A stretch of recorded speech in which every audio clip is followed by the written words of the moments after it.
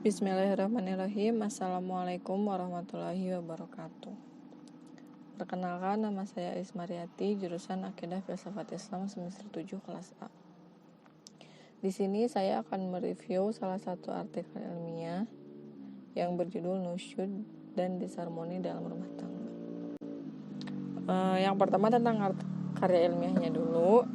Artikel ini berjudul Nusyud dan Disharmoni Rumah Tangga, Kekerasan Gender dalam Perspektif Pendidikan Islam. Artikel ini ditulis oleh Ida Zahara Adibah dari Undari Semarang. Email Ida Zahara Adibah _undaris@yahoo.com. Artikel ini diterbitkan di Jurnal Inspirasi, tepatnya pada volume 1 nomor 3 Januari sampai Juni 2018 dengan nomor ISSN 2598-4268. Selanjutnya, kerangka penelitian.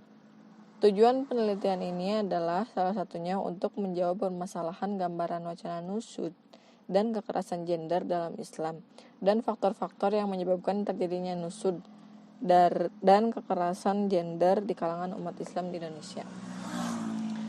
Jenis penelitian ini adalah penelitian analisis konten atau konten analisis, yaitu suatu bentuk penelitian yang dilakukan dengan tujuan untuk menggali isi atau makna pesan simbolik dalam sebuah buku atau hasil karya lainnya.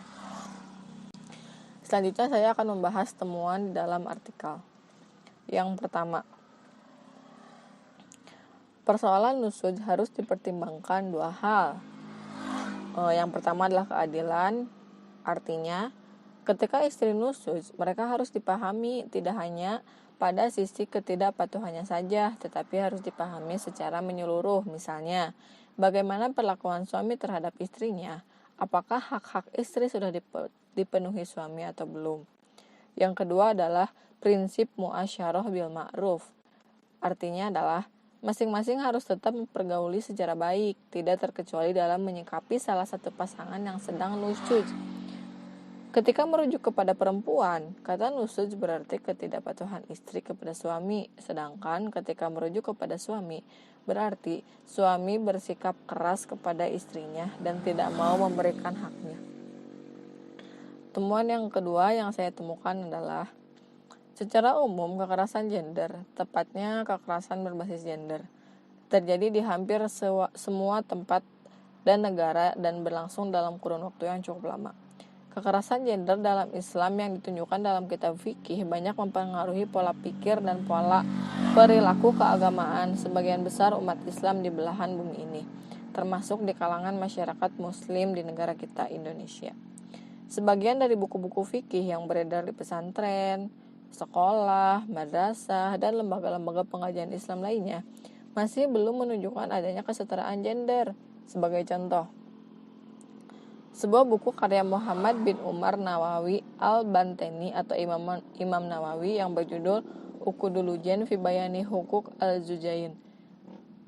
Di antara faktor penyebab terjadinya kekerasan gender di kalangan umat Islam, khususnya di Indonesia, adalah adanya pengaruh yang begitu kuat dari hasil penafsiran yang dilakukan oleh para ulama Islam yang bercirikan penafsiran yang parsial, tidak komprehensif, literal atau tekstual, tidak kontekstual, dan banyak dipengaruhi budaya lokal. Akibatnya, hasil pemahamannya kurang sejalan dengan prinsip-prinsip Al-Quran yang sangat menekankan persamaan, kesetaraan, keadilan, dan kebebasan. Temuan ketiga yang saya temukan adalah upaya yang harus dilakukan untuk mengatasi kekerasan gender akibat beredarnya kitab-kitab fikih yang bias gender itu adalah melakukan rekonstruksi dan reformulasi terhadap pemahaman yang dituangkan dalam kitab-kitab fikih tersebut. Nah, hal ini bisa dimulai dari pembongkaran terhadap akar permasalahan yang muncul dalam penafsiran itu. Mereka dapat mereformulasi ulang penafsiran keagamaan terhadap ayat-ayat Al-Quran dan hadis-hadis Nabi dengan pendekatan-pendekatan kontekstual, interdisipliner, dan komprehensif, sehingga diperoleh fikih baru yang berbeda dengan fikih sebelumnya yang menunjukkan adanya kesetaraan gender. Selanjutnya adalah komentar pribadi saya. Jika kita lihat atau kita simpulkan, nusyud itu berarti durhaka atau kedurhakaan, baik dari pihak suami kepada istri ataupun sebaliknya. Nah, ketika berbicara tentang nusyuz, para mufasir biasanya mengutip Quran Surat An-Nisa ayat 34 yang artinya, maka perempuan-perempuan yang soleh adalah mereka yang taat kepada Allah dan menjaga diri ketika suaminya tidak ada, karena Allah telah menjaga mereka. Perempuan-perempuan yang kamu khawatirkan akan nusyuz, hendaklah kamu beri nasihat kepada mereka. Tinggalkanlah mereka di tempat tidur, dan kalau perlu pukullah mereka. Tetapi jika mereka menaatimu, maka janganlah kamu mencari-cari alasan untuk menyusahkannya. Sungguh Allah Maha Tinggi, Maha Besar.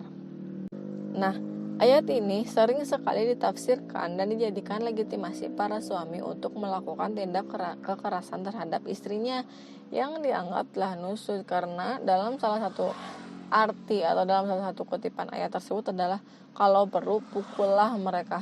Makanya ayat ini dijadikan legitimasi untuk melakukan tindakan kekerasan.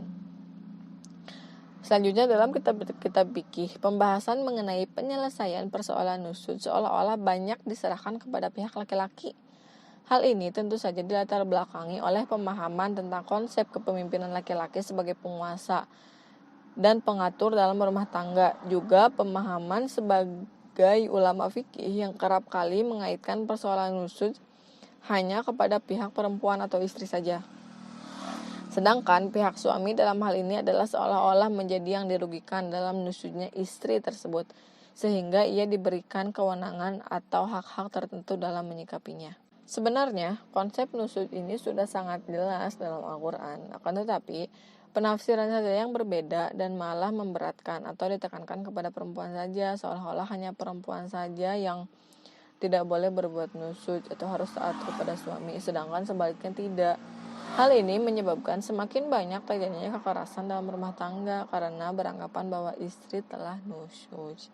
Mungkin cukup sekian review salah satu artikel ilmiah dari saya. Mudah-mudahan bisa sedikit membantu dan bermanfaat bagi yang lainnya. Syukran. Assalamualaikum warahmatullahi wabarakatuh.